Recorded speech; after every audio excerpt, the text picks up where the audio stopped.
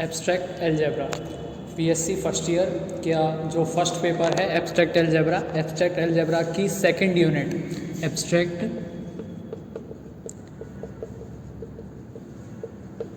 Abstract algebra हमारा paper first है और पेपर फर्स्ट के अंदर हमारी बुक की सेकंड यूनिट आती है। सिलेबस की सेकंड यूनिट अगर हम देखते हैं तो सेकंड यूनिट का नाम दिया गया है सब ग्रुप। ठीक है, सब ग्रुप हम इससे पहले पढ़ चुके हैं कि सब ग्रुप होता क्या है, सब ग्रुप की डेफिनेशन हम देख चुके हैं, सब ग्रुप के एग्जाम्पल देख चुके हैं। यानी कि सब ग्रुप का जो भी अभी तक हमने डेफिनेशन, एग्जाम्पल और प्रॉपर्टीज़ थी वो सारी की सारी देख लिए थे। इसके बाद में अब हमारा जो नेक्स्ट आगे अगर हम पढ़ने जाएं तो हमें पढ़ना होगा सब ग्रुप से रिलेटेड थ्योरम्स, यानी कि कौन कौन सी थ्योरम्स हमें पढ़नी है। तो एक थ्योरम हम पढ़ भी चुके थे जो अगर हम बोले तो फंडामेंटल थ्योरम ऑफ सब ग्रुप आप उसे बोल सकते हो। वैसे हम बोलते नहीं है लेकिन हम उसे बोल सकते हैं कि हाँ ये एक मूलभूत प्रमेय होगी उपसमूह की। क्यों? क्योंकि किसी उसका यूज करके हम किसी भी समूह उपसमुच्चय को सब ग्रुप या उपसमूह प्रूव कर सकते थे। तो अगर एक बार रिवाइंड करने जाएं या देखें हम कि हमारी जो थ्योरम थी वो क्या बोल रही थी, का स्टेटमेंट क्या था कि कोई भी एक ग्रुप जी होगा जिसके आपको क्या दे रखा होगा, एक सबसेट दे रखा हो। कोई भी आपके पास एक ग्रुप जी दे रखा होगा और जी का क्या दे रखा होगा, आपके पास एक सबसेट होगा एच, और ये एच इस जी का क्या कहलाएगा, एक सब ग्रुप कहलाएगा। ये एक सब ग्रुप कहलाएगा कब, जब ये एच भी अभी ऐसे अगर डेफिनेशन से देखने जाएं तब तो ऐसे बोलेंगे कि जब एच भी इस जी की संक्रिया के लिए क्या हो, एक ग्रुप हो, तो इसका सब ग्रुप कहलाएगा। लेकिन थ्योरम का स्टेटमेंट ये था कि आपको हर बार पूरी की पूरी डेफिनेशन यूज करने की जरूरत नहीं है। आप सिंपल ही एक स्टेप से क्या कर सकते हो, एच के लिए चेक कर सकते हो कि हाँ दिया गया हमारा जो एक सबसेट है एच वो सब ग्रुप होगा या नहीं होगा। तो इसके लिए आपको क्या करना था कि एक एलिमेंट लेते थे किसका, एच का, और दूसरा एलिमेंट भी किसका लेके चलते थे हम, एच का लेके चलते थे। याद रखना यहाँ पे जो एच दिया गया है वो एक सबसेट है और किसका, ग्रुप जी का। और अगर आपको दो एलिमेंट ए और बी एच के ले रखे हैं तो आपको मिलता है ए बी इनवर्स, और ए बी इनवर्स जो आपको यहाँ पे मिलेगा वो भी अगर किस में बिलोंग करता है, एच में बिलोंग करता है, तब ये एच क्या कहलाएगा, इसका सब ग्रुप कहलाएगा। और ये काफ़ी इंपॉर्टेंट थ्योरम थी जिसका यूज़ हम अभी यहाँ पे करेंगे। ठीक है, तो सब ग्रुप क्या होता है और सब ग्रुप से रिलेटेड थ्योरम क्या थी वो हम देख चुके हैं, है ना। अब इसके बाद आते हैं हमारी नेक्स्ट इंपॉर्टेंट थ्योरम पर जो काफ़ी इंपॉर्टेंट है, और ये आती है हमारी सब ग्रुप के इंटरसेक्शन से रिलेटेड। यानी कि अगर आपको कोई भी दो सब ग्रुप दे रखे हैं और अगर आप उनका इंटरसेक्शन लेके चलते हो तो आपको यहाँ पे बताना है कि जो इनका इंटरसेक्शन होता है वो भी क्या होता है, जी का एक उपसमूह होता है। ठीक है ना, इंटरसेक्शन अभी हम यहाँ पे देखें तो एक बार थ्योरम का स्टेटमेंट पढ़ लेते हैं। थ्योरम का स्टेटमेंट हमारे पास क्या दिया गया है कि किसी ग्रुप जी के दो उपसमूहों का सर्वनिष्ठ जी का उपसमूह होता है। ठीक है ना, तो ये स्टेटमेंट है कि आपको कोई भी एक ग्रुप जी दे रखा है, उसके आपको दो उपसमूह लेने हैं और उनका जब आप एक सर्वनिष्ठ लेते हो यानी कि इंटरसेक्शन लेते हो तो वो क्या मिलना चाहिए, या वो क्या आएगा, हमारा उस उपसमूह ही आएगा। ठीक है ना, तो अगर यहाँ से अब हम लेके चलें और इसका प्रूफ करने जाएं तो सबसे पहले हमें जो दे रखा होता है उसे लेके चलते हैं और जो प्रूफ करना होता है उसे लेके आते हैं। ठीक है, तो यहाँ पे क्या दे रखा है, किसी ग्रुप जी के दो उपसमूह दे रखे हैं। ठीक है, किसी ग्रुप जी के दो उपसमूह, तो मैं यहाँ पे मान के चलता हूँ, माना H1 तथा H2 ग्रुप जी के दो उपसमूह हैं। ठीक है, उपसमूह हैं, ये कह रहा है कि हाँ ये इसके उपसमूह है। इसका मतलब क्या हुआ कि ये जो H हैं, H1 और H2 दोनों के दोनों जो उपसमूह दे रखे हैं वो ग्रुप जी के दो उपसमूह हैं। इसका मतलब ये हुआ कि H1 और H2 ग्रुप जी की जो संक्रिया है उसके लिए भी क्या होते हैं, अलग अलग ग्रुप होते हैं। यानी कि ग्रुप की जो चार प्रॉपर्टीज होती हैं उनका क्या करते हैं, ये पालन करते हैं। तो इसका मतलब ये हुआ कि अब H1 और H2 यहाँ पे क्या हो गए, इसके उपसमूह हो गए। तो इसका मतलब H1 और H2 भी क्या हैं, ग्रुप हैं, चार प्रॉपर्टीज को फॉलो करते हैं ग्रुप जी की जो संक्रिया है उसके साथ में। तो आप इनका आगे अगर आपकी थ्योरम में यूज करना होगा तो हम उसे यूज कर सकते हैं। ठीक है, तो ये दे रखा होता है। अब हमें यहाँ पे ये तो हमें दे रखा है, ये हम मान के चल रहे हैं, और क्या सिद्ध करना है, क्या सिद्ध करना है हमें कि जी के दो उपसमूह यानी कि H1 और H2 का सर्वनिष्ठ जी का उपसमूह होगा। कि हमें सिद्ध करना है कि H1 इंटरसेक्शन H2 भी एक उप समूह है, ठीक है ना। ये इसका एक उपसमूह है, ये हमें यहाँ पे क्या करना है, प्रूफ करना है। तो अगर आप इसे प्रूफ करने जाओगे तो कैसे प्रूफ करेंगे या इसे कैसे आगे हम सॉल्व कर सकते हैं, तो इसके लिए आपको इससे पहले वाली जो थ्योरम थी वो हमारे माइंड में होनी चाहिए। जैसे कि अगर आप किसी भी सबसेट H को अगर सब ग्रुप प्रूफ करने जा रहे थे तो आप उसके दो एलिमेंट लेते थे, A और B दोनों एलिमेंट लिए, और अगर यहाँ से आपको A भी इन्वर्स भी किस में मिल जाता है, H में मिल जाता है, तब कह देता था कि मैं हाँ H क्या होगा, दिए गए ग्रुप का क्या होगा, एक उपसमूह होगा, सब ग्रुप होगा। तो वैसे ही हमें यहाँ पे इसे भी उपसमूह प्रूफ करना है। तो इसका मतलब हमें यहाँ पे क्या करना होगा, इसका मतलब हमें यहाँ पे करना होगा कि आप एक एलिमेंट लिया A जो किस में बिलोंग करना चाहिए, H1 इंटरसेक्शन H2 में। दूसरा आपने लिया क्या, B जो किस में बिलोंग करना चाहिए, H1 इंटरसेक्शन H2 में। और जब आप इम्प्लाइज करके लेके आओ, क्या लेके आओगे कि A भी इनवर्स, तो ये भी किस में बिलोंग करना चाहिए, H1 इंटरसेक्शन H2 में बिलोंग करना चाहिए। यानी कि मेरा मतलब ये है कि सिद्ध करना है आपको H1 इंटरसेक्शन H2 भी एक उपसमूह है। तो ये तो थ्योरेटिकल फॉर्म में हमने लिख दिया कि हाँ ये प्रूफ करना है, लेकिन मैथमेटिकल फॉर्म में जब हम इसे प्रूफ करेंगे तो आपको क्या करना पड़ेगा कि आप ऐसे दो एलिमेंट लोगे H1 इंटरसेक्शन H2 के, और एम्प्लाइज करके क्या लेके आओगे, A भी इनवर्स भी किस में बिलोंग करेगा, H1 इंटरसेक्शन H2 में। अगर ऐसा आ जाता है तो हमारी यहाँ पे थ्योरम क्या हो जाती है, प्रूफ हो जाती है। और थ्योरम प्रूफ हो के हम डायरेक्ट क्या लिख देंगे कि H1 इंटरसेक्शन H2 भी क्या है, एक उपसमूह है। तो मैथमेटिकल फॉर्म में हमें क्या करना है वो समझ में आया। इसका मतलब सबसे पहले तो आपको H1 इंटरसेक्शन H2 लेके चलना है, और उसके अंदर दो एलिमेंट मानने A और B। तो दो एलिमेंट अब हम तब ही मान सकते हैं जब कोई दिया गया सबसेट क्या हो, रिक्त नहीं हो, यानी कि फाई नहीं होना चाहिए। तो हमें पहले बताना पड़ेगा कि जो आप H1 इंटरसेक्शन H2 ये लेके चल रहे हो ये क्या नहीं है, यहाँ पे रिक्त नहीं है, ठीक है ना।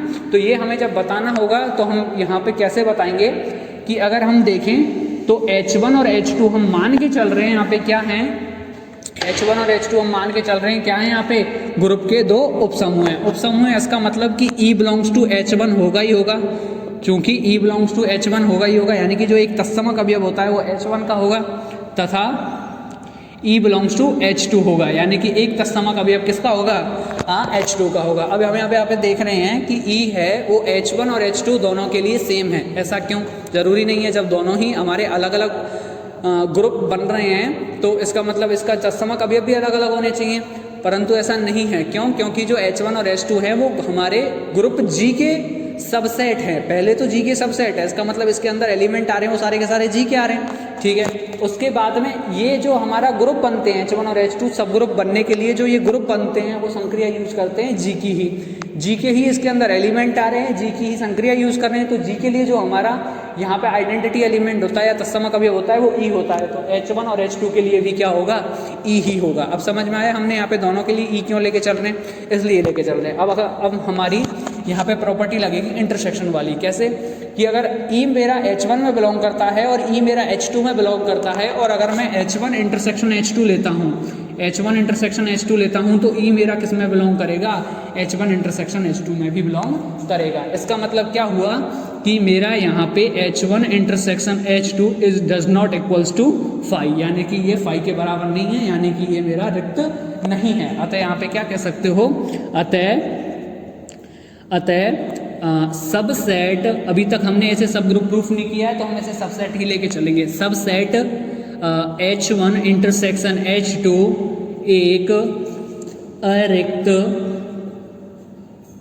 है, या अरिक्त है ऐसे लिख सकते हो, एक नहीं अरिक्त है, क्योंकि हमने सबसेट आगे लिख दिया है तो हम क्या लिख सकते हैं, अतः सबसेट H1 H2 अरिक्त है, ठीक है। तो हमारा जो फर्स्ट स्टेप था इसे बताना कि ये मेरा फाई नहीं है, इसका मतलब इसके अंदर कोई ना कोई एलिमेंट है, तो आप कोई ना कोई एलिमेंट अब इसके अंदर मान के चल सकते हो कि A और B आप इसके अंदर क्या चल सकते हैं, मानते हुए चल सकते हैं, ठीक है। तो ये किससे मान के चलेंगे, जब हमने बता दिया कि ये मेरा अरिक्त, सॉरी हाँ ये अरिक्त है, मतलब रिक्त नहीं है, अरिक्त है इसका मतलब रिक्त नहीं है, ठीक है ना। तो अब आगे हम क्या करेंगे, हमारा नेक्स्ट स्टेप होगा दो एलिमेंट मानने हैं हमें। अब दो एलिमेंट कौन कौन से मानेंगे, एक मानेंगे A और एक मानेंगे B। माना A belongs to H1 intersection H2 तथा B belongs to H1 intersection H2, ठीक है ना। हमने यहाँ पे क्या किया, दो एलिमेंट मान लिए, एक तो मान लिया हमने H1 इंटरसेक्शन H2 और एक मान लिया हम एक मान लिया A H1 इंटरसेक्शन H2 में और दूसरा मान लिया हमने B H1 इंटरसेक्शन H2 में। अब यहाँ पे इंटरसेक्शन की प्रॉपर्टी अगर मैं यहाँ पे फॉलो करके चलूँ तो इसका मतलब इम्प्लाइज करके आप क्या लिख सकते हो कि जब A H1 इंटरसेक्शन H2 में बिलोंग कर रहा है, इसका मतलब A किस में बिलोंग करेगा, H1 में भी, तथा A H2 में भी बिलोंग करेगा। और इसी प्रकार यहाँ पे क्या लिख सकते हो कि B मेरा H1 में बिलोंग करेगा और B हमारा H2 में बिलोंग करेगा, है ना। अब इसका मतलब इम्प्लाइज करके देखें तो H1 के अंदर कौन कौन से एलिमेंट आ गए हमारे, A और B किसके अंदर बिलोंग कर रहे हैं, H1 के अंदर बिलोंग कर रहे हैं, तथा A और B हमारे किसके अंदर बिलोंग कर रहे हैं, H2 के अंदर भी बिलोंग कर रहे हैं। देखो यहाँ से हमारा पता लग रहा है कि A और B दोनों किसके अंदर बिलोंग कर रहे हैं, H1 के अंदर भी और H2 के अंदर भी बिलोंग कर रहे हैं। चूंकि हमें पता है, हम क्या मान के चलें, चूंकि H1 तथा H2 दो उपसमूह हैं, ठीक है ना। अब जब ये उपसमूह हैं तो इसका मतलब ये उपसमूह की जो प्रॉपर्टी होती है उनका पालन करेंगे ही करेंगे। यानी कि उपसमूह के लिए जो हमारे पास एक थ्योरम थी, जो मेन थ्योरम होती है उपसमूह वाली, उसका पालन करेंगे या नहीं करेंगे, कि अगर आपको A और B दोनों ही H1 के अंदर बिलोंग कर रहे हैं तो यहाँ से आप क्या लिख सकते हो कि A B इनवर्स भी किसके अंदर बिलोंग करेगा, H1 के अंदर बिलोंग करेगा। ये हमारी जो थ्योरम थी, इससे पहले वाली थ्योरम थी, उससे आया है स्टेटमेंट। तथा इसी प्रकार जब हम बोलते हैं कि A और B H2 के अंदर, यानी कि एक उपसमूह के अंदर अगर बिलोंग करते हैं तो इसका मतलब क्या होगा कि A भी इनवर्स भी किसके अंदर बिलोंग करेगा, H2 के अंदर बिलोंग करेगा। अब ये वाले स्टेटमेंट आए हैं हमारी इस वाली लाइन से कि ये दो उपसमूह हैं, तो इसकी जो थ्योरम होती है हमारी A, B, A belongs to H, B belongs to H implies AB inverse also belongs to H, ठीक है, वहाँ से आता है। तो अब यहाँ पे हम देखेंगे थोड़ा सा इंटरसेक्शन की प्रॉपर्टी, कैसे कि जब H1 के अंदर AB इनवर्स बिलोंग कर रहा है, H2 के अंदर AB इनवर्स बिलोंग कर रहा है, इसका मतलब आप यहाँ से क्या बोल सकते हो कि AB inverse also belongs to H1 intersection H2, बोलेंगे या नहीं बोलेंगे। जब हम यहाँ से बोलते हैं तो हम क्या लिख सकते हैं,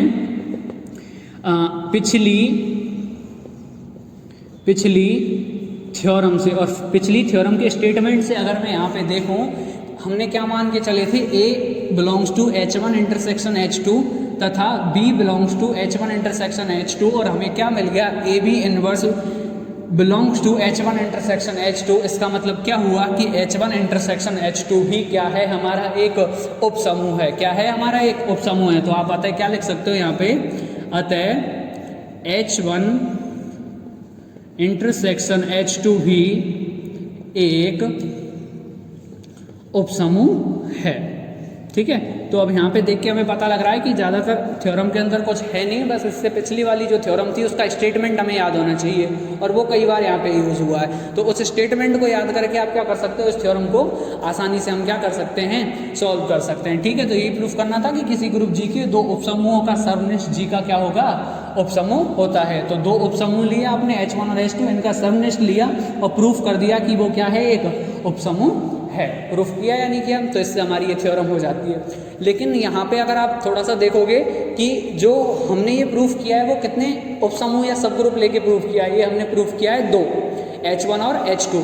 अगर इससे ज़्यादा हो तो H1, H2 और H3 अगर हो तो इससे ज़्यादा, अगर हम देखें 3 से अलावा 4 भी हो सकते हैं, H1 intersection H2 intersection H3 intersection H4। ऐसे ही अगर मैं देखूँ तो यहाँ पे N उपसमूह अगर हमारे पास दे रखे हैं तो क्या उनका मैं सभी का इंटरसेक्शन लूँ तो वो इंटरसेक्शन भी क्या इसका एक उपसमूह होता है, तो हम बोलेंगे यस, हाँ, उनका इंटरसेक्शन भी पूरा का पूरा क्या होगा, एक उपसमूह होगा। और वो होती है इस थ्योरम की जनरलाइज फॉर्म, यानी कि इसकी सामान्यीकरण जो फॉर्म होती है वो क्या कहलाती है, जो अभी मैंने स्टेटमेंट बोला वही, कि अगर आप कोई भी एक से ज़्यादा इसके उपसमूह लेते हो या n उपसमूह लेते हो और वो परिमित संख्या में, यानी कि परिमित संख्या में होनी चाहिए, आप उसे काउंट कर सको, और अगर उनका जब आप इंटरसेक्शन लेते हो तो एक जो नया हमारे पास एक सबसेट बन के आता है, तो वो सबसेट भी क्या होगा, इसका एक उपसमूह होगा, ठीक है। तो अगर हम जनरलाइज फॉर्म यहाँ पे लिखने जाएं तो देखो ऐसे लिखेंगे,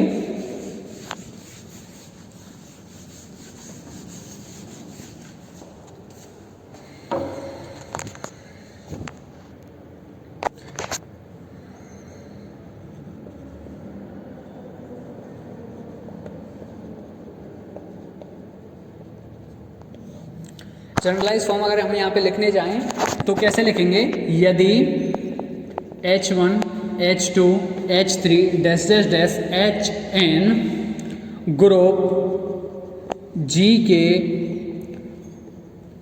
के परिमित उपसमूह हो तो, ग्रुप G के परिमित उपसमूह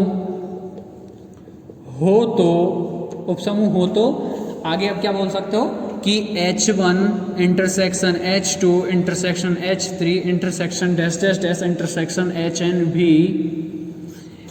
भी ग्रुप G का एक उपसमूह होगा।